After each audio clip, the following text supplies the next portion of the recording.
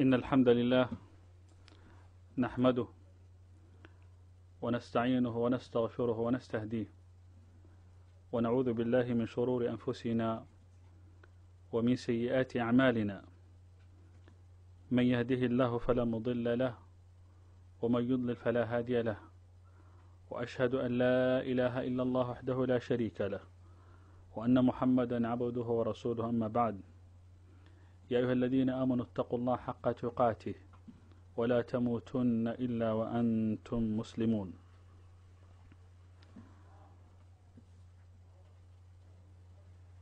موضوع وبإذن الله سبحانه وتعالى كلمة دمانتا لأنه سوتيريي waxa ay ku dul wareegi doontaa haddii ilaahay una waafajiyo aqoonsiga qofka muslimka ah gaar ahaan qofka isagu Soomaaliga ah. idan mawduuc wuxuu noqonayaa kayfiyat alxifaad cala alhawiya,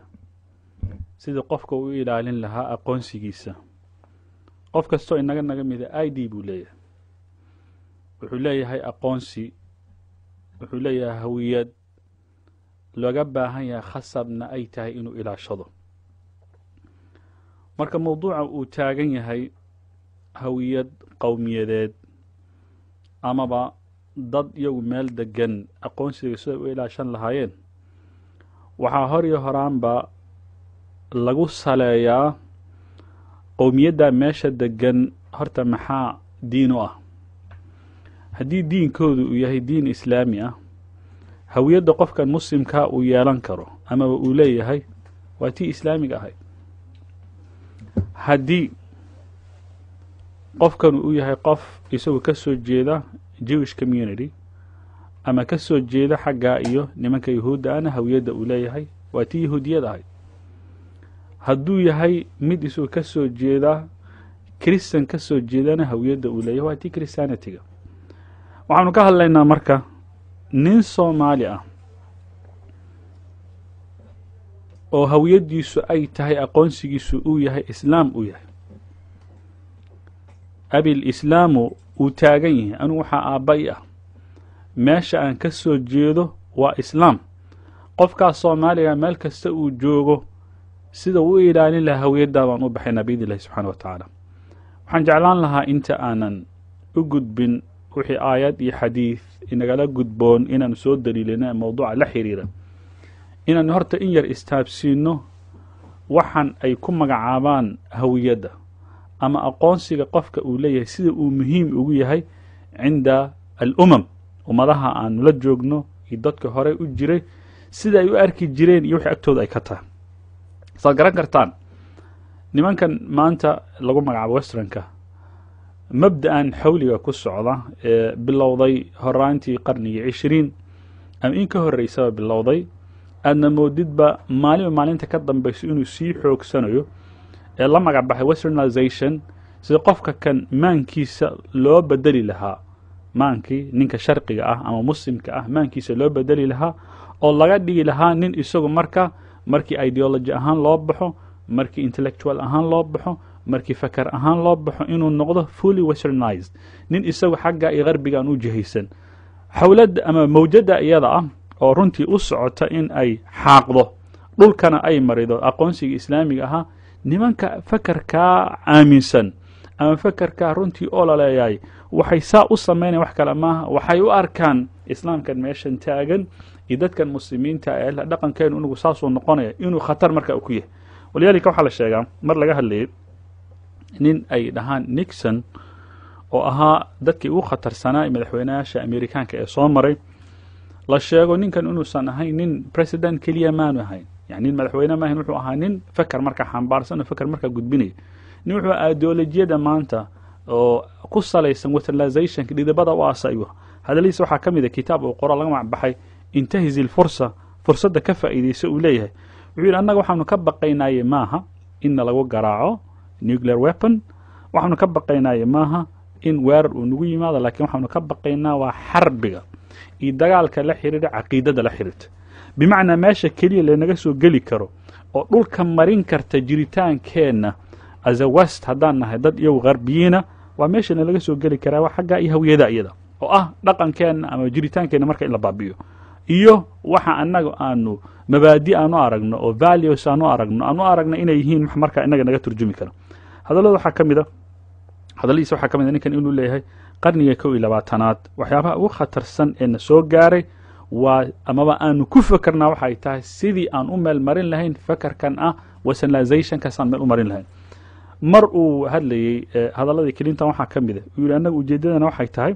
isagoo aad iyo aad uga faraxsan valueska americaanku meel walba ay gaarsiiyeen wuxuu yidhi annaga ujeeddadana waxay tahay to transfer the world in our own image in adduunyadoo dhan ba aanu rogno aanu u wareejino innaga yani manduurka uu noqdo manduur americanized ah oo annaga keena un ku salaysan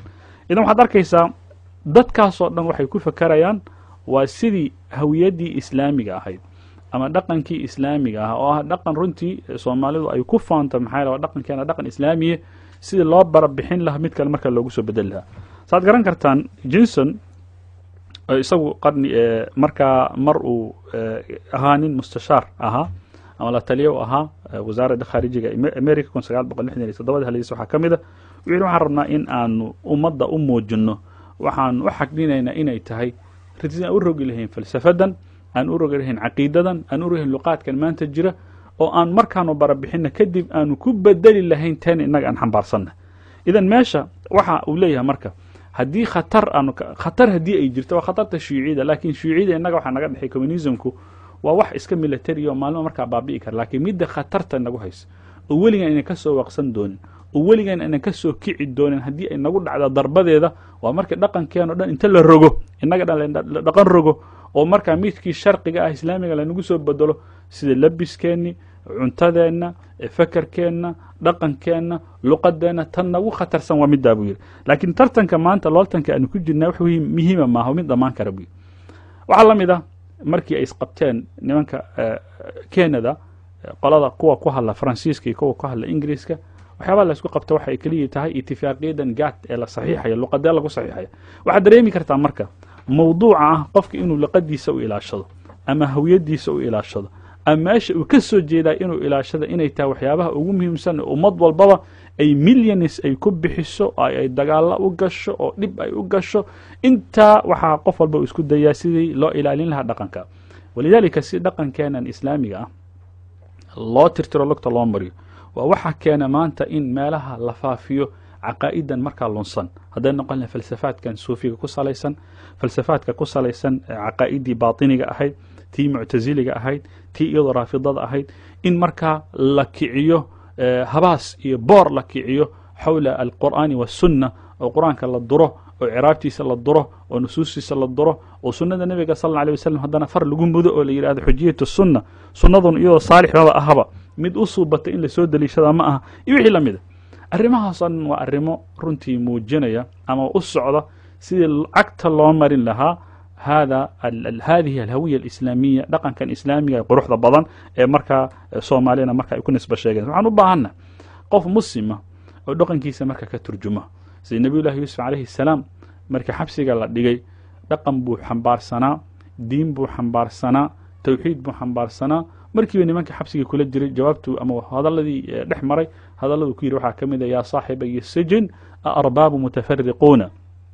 khayrun am illahu alwaaxid alqahaar intaa rabbi baa jira oo masar lagu yaqaan inay caabudaan ilaahay qoraxda ilaahay dhulka ilaahay cirka ilaahay sidaan ahaa ma kuwaabaa lagu daba faylaa mise rabbun waaxid masalata atawxiid yani xabsiga markuu ku jirana tawxiidkiisu xambaarsan yahy dibadda markuu u soo baxana tawxiidkiisu xambaarsan yahy gurigii casiiska markuu joogo tawxiidkiisu xambaarsan yahy nebiyullaahi ibraahim marka uu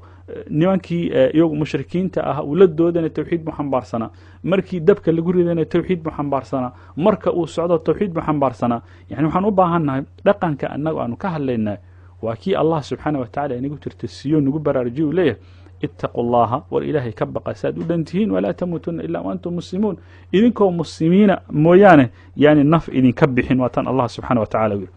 sida muhiima ay u tahay ama waa in la ilaaliyo hawiyadda waxaa muujinaya nimankan maanta yahuudda ah waad garan kartaan luqadan cibraaniyadda ah 2,000 oo sano ka hor bay dhimatay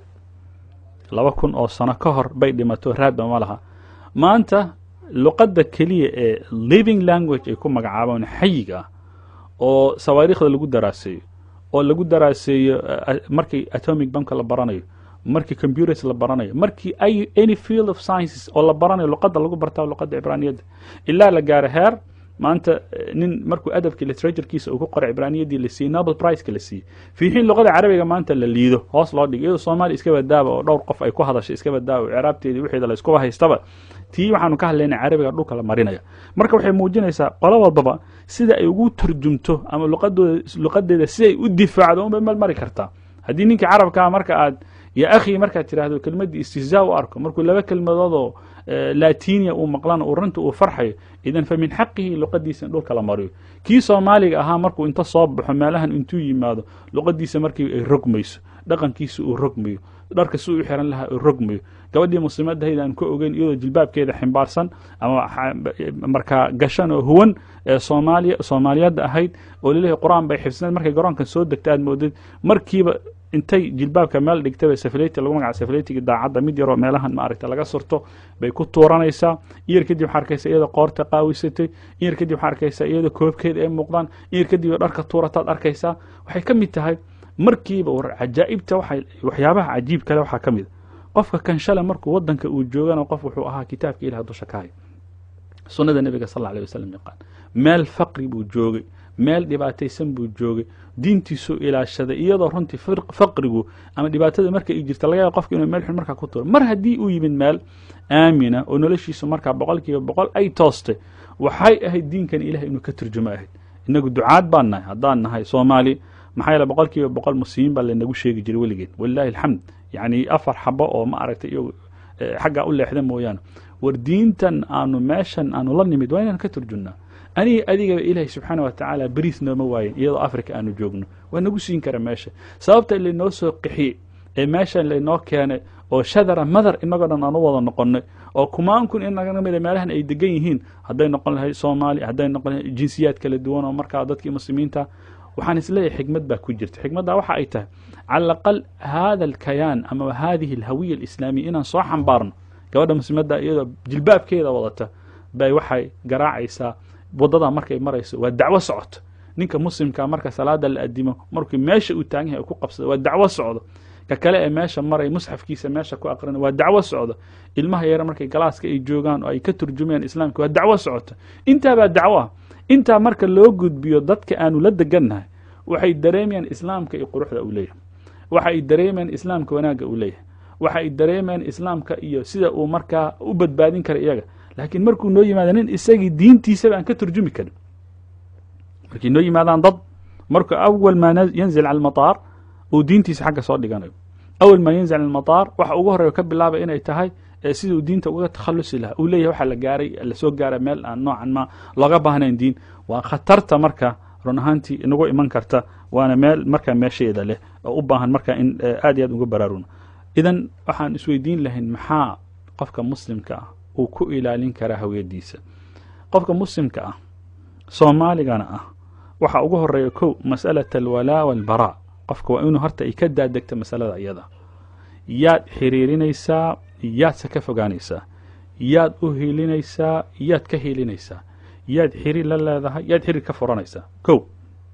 Allah subhanahu wa ta'ala quraanka wuxuu ku yiri qad kana lakum uswatun hasana fi ibrahim والذين معه إذ قالوا لقومهم إنا براء منكم وما تعبدون من دون الله كفرنا بكم وبدا بيننا وبينكم العداوة والبغضاء إن قفك مؤمن كأويراد هرتكو أنو وحانا هاي أهل التوحيد وحانا هاي نين إسلام حنبارسا وحانا نين أقون سيجيس إسلام ويه هرت أنيغا إيا قفك أنا مسلم كأنا نهين إنك إساو شركة حنبارسا وددك ويري وإنو جرى خط فاصل لينا يانك على صارته وإني جرت إسانا حقو تاغي أن حقا تاغنا كو أرنك ugu horeeya waa ka arinka labaad inaan horta raasado dadka muslimiinta ana ka dhaxbixin ilaahay isaga yiri wal mu'minuuna wal mu'minaatu ba'dhum awliyaa'u ba'd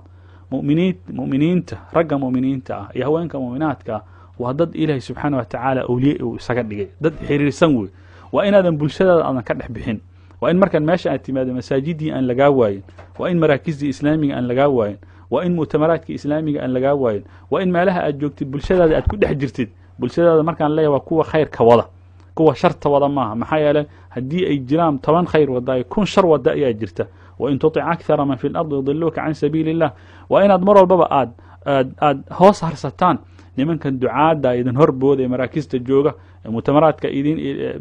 مربى إذن تنسيقية ذات خيرات كإذن كوجيرة ذات كائن إذا كفوا قارين مالك الجوج تامب أمريكا يوقفك وبد بالي كرو رونهانتين وضمضان آنو نمد مالها هذا أن جوجنا إيمالك الصومان تقربا ونينك الصومالية سدح الريموت هدو كلاتجو نينك الصوانين مركا ربح جاري هدو كلاتجو iyadoo diinkiisa sida shalay u yimid uu yahay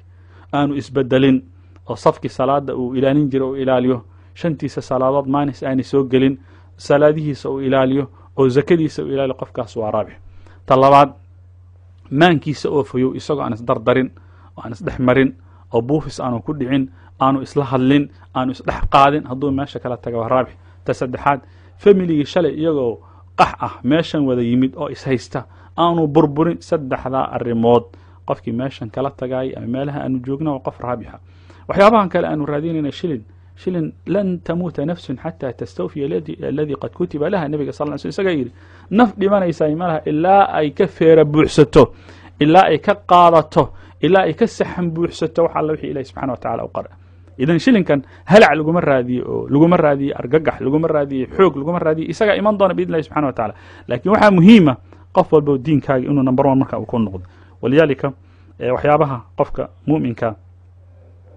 u sugaya jiritaankiisa gaar ahaan kan Soomaaliga in runtii inuu iska ilaaliyo inuu isku ekaysiyo dadka aan muslimiinta ahayn qof nabiga sallallahu alayhi wasallam xadiis wuxuu ku yiri man tashabbaha biqawmin فهو منهم حديث كان حديث أبو داود مركا أوري حسن صحيح إنه كتل مامي شيخ ناصر قفكي اسكو أكيسياي يوغو لميدا اسكو أكيسيين توامحي لما ديدين وحي وناغا إن قادتين لما ديدين أو قفك مؤمنك بريد خير وإنه النقضه وبوست خير وضع لكن بريد شر إنه النقضه ما لكن وحيابها اللي ديد وامحي ولنا مركان ماشان آن نمد ضد وحانون نمد رنتي وحالو يمد جواني فربضان والله شكهر مرسان طيب هدي كهر مرسيين حقي ساينسسك هدي كهر مرسيين حقي all disciplines of science هدي كهر مرسيين سيدي وح الله soo saari lahaa waxaa haboon waxan wanaagsan horta aan ka qaadan innagana waxyaabo badan wanaagsan ayaan hayn baa jiray aan u gudbino waa meesha ay ku tilmaamaan nimanka mufakiriinta health integration isdhaxgalku inuu noqdo mid isagu fayow laakiin markaan meeshan aan imid ninkana kama qaadan wuxuu baran lahaa wuxuu dadka barayay sida atomic u sameyn lahaa maanan baran sida science uga shaqeynaya maanan baran waxaan qaatay un kaliya madaxa oo sida qaabka daran loo jarayo waxaan qaatay un kaliya sirwaal marka aad moodid in la yiri hoos ba xarga kaga xiran oo iska sii dhaadhacay waxaan qaatay un kaliya sida islaanta loo qaawin lahaa dumarka Soomaaliyeed waxay qaateen sida ninka loo eri lahaa waxa la qaatay un kaliya sida single mother u noqon lahayd waxa la qaatay un kaliya sida oday single father u noqon lahaa waxa la qaatay un kaliya waxyaabaha aad u foolxun war aaway jawaanib qurux fara badan jawaanib aad u qurux badan bay leeyihiin oo aragtay beautiful aspects of the civilization taaman raadin on qaadan oo qaybtan wanaagsan aan qaadan innagana waxaanu haynaa iimaan waxaanu haynaa islaam waxaanu haynaa tawxiid waxaanu haynaa amnigi daakhili ah alladina aamanu wa lam yalbisu iimaanahum bidhulm ulaa'ika lahumul amn wa hum muhtadun qolada iimaanka laga helay tawxiidka laga helay oo isla markaana shirki aan la iman amni bay dareemeen dadkan waxa moodaysaa ninka soo kamida waxa haysta dhibaato depression baa haysta habeenkii inuu seexan baa laga yaabaa fikir far badan baa haysta wali far badan baa haysata laakiin waxa lagu dagaa as-salaatu ala nabi waxa lagu dagaa wardiga waxa lagu dagaa quraanka marka aad u gudbisid oo tiraado war waxan baan ku hayaa khayr inuu ka qaatay u badanta yani طبعا ma fogeyn waxa laga joogaa saacado markii nin meesha nagu soo galay markaska oo British uu leeyahay waxyaabahan u baahanahay islaamka wax kale uma soo raaysan waxaan rabaa inaan dareemo inner peace inaan daakhilka amni ka dareemo oo markii la fahamsiiyo inaan seexan karo inaan soo toosi karo iyadoo waxba aanan ka baqayn marka islaamka u diyaar markii loo sharxan runtii aad buu u qariibsaday waxaan u baahanaa marka ummadan ama ummadahan la joogna ama meelahan u soo qaxnay war badbaadi u baahan yihiin badbaadadana waxay noqon kartaa un kaliya min khilaali ma nahmiluhu min hada diin kana xambaarsannahay dacwadan aan xambaarsannahay ummadda ku badbaadin karna haddaadan maanta daaci aadan noqon adaa daaci lagu noqonayo haddaadan maanta adiga aadan khayrkii dadka ku ugaarsan adaa lagu ugaarsanaya shartii baa marka ku sugaysa idan badbaadada waxay ku jirtaa in inagoo marka diinkeena aan ka turjunno waxaan kaloo aan rabnaa inaan ogaano وأمضها لونصن وإله سبحانه وتعالى قرآن كيس أكيري لعن الذين كفروا من بني إسرائيل على لسان داود وعيسى بن مريم ذلك ما عصوا وكانوا يعتدون ضد العنضي وwaxa lagu lacnadana ay tahay cisyaanka ay la yimideen oo Ilaahay subhanahu wa ta'ala caasiyeen iyagoo ka tallaabay sohdimaha Allah ka tallaabay iyagoo aanan runtii u aabayeelin xuduudda Allah subhanahu wa ta'ala iyagoo aanan u aabayeelin dacwadii wixii la mid iyagoo aanan u aabayeelin Allah subhanahu wa ta'ala weynkiis dad la lacnaday in lagu daba feelay maahan dadkan iyaga u baahan marka in marka la badbaadiyo arrinka kale ee hawiyada lagu ilaalin karo wuxuu iyadoo aan inaan aad iyo aad ugu dadaalno sidaan u ilaalin lahayn waajibaadkeena diiniga salaad shan salaadood baa la tukadaa soom baa jira zakaa jirta khayraadkaasoo dhan baa jira intaba marka inaan ku dadaalno walidaalika taana waxay ku iman kartaa keliya iyadoo jamaacadka la ilaaliyo waxaan hawiyadeena ku ilaalin karnaa soomaali marka ay soo qaxdo meelaha aan isugu nimo dadku waa laba nooc dadna runtii waa ay dadaaleen waxbay barteen dadna runtii duruufta u diido ilaahay subxaana wa tacaala ma qadan inay wax bartaan kuwa wax bartay mushkilada haysataa waxay tahay waa laba qaybood ninna waa nin la leeyahay wadaado وأهل خير وأمدي بهربودا يا والله الحمد لله بركة يسيء جهوديسه نينا مركو wax bartay buu wuxuu ka dhamaan la ayahay muntadayaad kale masaajid lagu karo masaajid lagu karo meelaha khayraadka lagu karo umada Soomaaliyeed iyo arrimaheeda marka laga hadlayo xira dad mutakhalifiina meesha isugu yimid dad dambeeya ayaa isugu yimid dad waxa isugu yimid xoolo ah neefaf baa meesha lagu soo xareeyay waxay fahmayaan malaha wadad xagga la keen from bush to town meel war adiga hadii aad tahay nin nisan ومسكحديسو runtu ay ka wacday hadaa tahay nin wax garada hadaa tahay nin aqoonyahan hadaa tahay bulshada aday ku baahantahay la fariiso waxa daantid u faa'iiday oo islaamkana adiga qaado laakiin shahaado weyn baan xambaarsanahay oo science ama any field waxay doonto ha noqoto mana aqaan diinka ma aqaan umadaydan u khidmeyn maayo oo diyaarna uma ihi service yar inaan u qabto diyaar uma ihi xaqaana waxa la taaganahay dacayad taasoo ma midii Ilaahay subhanahu wa ta'ala noo soo dirama taasoo ma midii ninka Soomaaliga laga baahnaa ma taasumaha mas'uuliyaadka habkan uga bixileen ma idan macnaha way macnaha marka aan raba inaan tilmaamo huna gabagabadii kelimada oo runtii waqtigeedu uu gaabna waxaan runtii ku soo gabagabeyn lahaa aqoonsiga ama al-hifaad ala al-hawiyya al-islamiyya wa marka umum ahaan oo hadla ama al-hifaad ala al-hawiyya al-soomaaliyya aan marka khaas ahaan u soo daadago inta waxa iman kartaa iyadoo diinkan Ilaahay aan u khidmayno iyadoo diinkan Ilaahay dhamaantan qaatibatan u khidmayno familigu markuu guriga uu joogo odayga inuu hamigiisa uu noqdo wardiinkan war maanta yaa soo islaami kara islaantu inay hamigeeda ay noqoto waa dacwadan say ku baahi kartaa yararka hamigooda inuu noqdo mabruushara islaam aan qaybin karna intaan u baahano inta waxaan u baahanaa hamigii Abu Dhar inaan xambaarno Abu Dhar wuxuu leeyahay waxaan ahaa rubuc al-islam baan ahaa buu yiri afar nin ee ugu horeeyay isaga suu aaminsan yahay ilaa taariikhdu waxay muujisaa inta soo boqol qof baa ka horeysay walaakiin marxiintu waxay yiraahdaan hadaan maqashay hebelkii afartanaad baan ahaa hebelkii kontanaad waxa laga yaabaa inay xisaabeen un kaliya oo tirkoob ay ku sameeyeen inta ma ka joogta laakiin dad far badan oo muhaajiriin ah xagga ay abasiini markaa jiray wala kulli Abu Dhar hadalkiisa wuxuu leeyahay kuntu rubuc al-islam waxaana 1/4 of the Muslims at that time ninka afaraad baan ahaa buu ghafaar buu ka yimid kelimatu tawxiid baa loo laqinay أفرت كلمات مركو لبدا كلمات مركو دغيسه كدب بيقول يا رسول الله كلمتان ان فافي markaas la warqafaar baad ka tim dhibaatadeeda leedahay meeshan oo meel quraysh islaamka islaamiga runtii afduub ba saaran laguma ogal inaad hadashida aamus u diiday xaqaas u aaday waatan kelimatu la ilaaha illa yiri waatii la garaacay oo maan labaad u istaago la garaacay maan labaad u saddexaad u istaagay inta ilaahay subhanahu wa ta'ala wuxuu ku badbaadin Abbas oo la sheegay inuu islaamkiisa marka u qarsanay waxaan rabaa marka هذه الحرقة الدعوية درين كان دعوية دينات أبو ذر وحنبار قف كسونا نجمع حنبار ولذلك أبو ذر حال الشيء مركي وماشي سكول لابتي واتن راغفار يرى أسلم والمأذير دي يوجا مسلمين واتون النبي صلى الله عليه وسلم كان وعنوا بأن حرقة دي دعوية طفيل ابن عمر السدوسي الطفيل السدوسي مدة وحنباري بأنوا بأن هاي مركي دين تأو دقيستي غير ما كان صاق علي iyadoo dhagahayga ay suuf ay marka ay ku jiraan iska ilaalin dacwadan baaqan diinad inaan maqlo kadib waxaan isweydiiyay ruuxa tahay nin caraba oo waxa tahay aftahana oo waxa tahay ma aragtay gabyaa oo carabi maanta hadii loo baxo nathran wa shi'ran wuxuu doonaha noqdo meeshii kaaga soo beeganta nin wax fahmi kala tahay in lagu afduubo maahana bal hal mar Muhammad baan dhageystay bi salaatu rabbi wa salaamu alayhi aayaadka markuu u dul aqriyay markii kalimaadka way taafiiriyeen bi kadib meeshaas ku islaam la ilaaha illa allah muhammadur rasuulullah sallallahu alayhi wa sallam markuu islaam kadib kelmadda ugu horeysay al-Tufayl ibn Amr الدوسي ولا جيدي مر كلمة ugu horreysay uu ku dhawaaqa waxay يا رسول الله إن دوسا قد كفروا بالله أو إن دوسا قد فشى فيهم الزنا reer dows aniga aan ka soo jeedo zinadaa ku baahday waa dad ilaahay ka furtay ii dir buu yidhi nabiga sal lla ly slam wuxuu yidhi waan ku dirayaa kadib yu rasuul allah waxaan u baahanahay calaamad yaroo astaysa ama muujisa inaan xaggaaga ka socdo inaan helo kadib waa tii ilaahay subxana wa tacaala nuur wejigiisa uu yeelay uu yidhi yaa rasuul allah nuurka wejigayga la yeelay dadka waxay moodaan baras inaan qaba ushayda ha loo bedelo waa tii haddana loo bedelay sawdka uu watay marka shaabuga uu watay kadib waa tan uu dhaqaaqay wuu diinta usoo sheegay wuu soo wacdiyey markay ku gacanseena watuu nabiga sal lla ly wasalam intuu ku soo laabtay yidhi yaa rasuul allah waa ay diideen dhammaantood habaar waatuu nabiga sal lla ly wasalam uu yidhi ilaahu allahuma hdi dawsan waati bihim muslimiin ilaahu intaad hanuunisid iyagoo muslimiina markaa keen marka waxaan u baahannahay xurqadan dacawiga ah ee qofka muuminka uu dareemay tii nabiyullaahi yuusuf marka xabsiga la dhigay waxa ugu horreeya ka bilaabay uu tahay yaa saaxibayi sijin waxaan u baahannahay tii uu nebi moxamed sala allahu alayh wasalam 24 saaca xaggaa buu tegay albaabka laga soo xiranaya xaggaa buu tegay intaa baan u baahanna idan alhawiya alislaamiya amaba aqoonsiga islaamiga ama idga qofka muslimka wuxuu jiri karaa raagi karaa wax noqon karaa marka aanu ilaalina dacwada aanu ilaalina islaamka marka aanu ka turjunno waa marka keliya aan u baahanna walahi alxamd wax iyadu markaa la dhayalsada ama la liidi kara maaha biliril maaha soomaalida markay meelahan isugu yimideen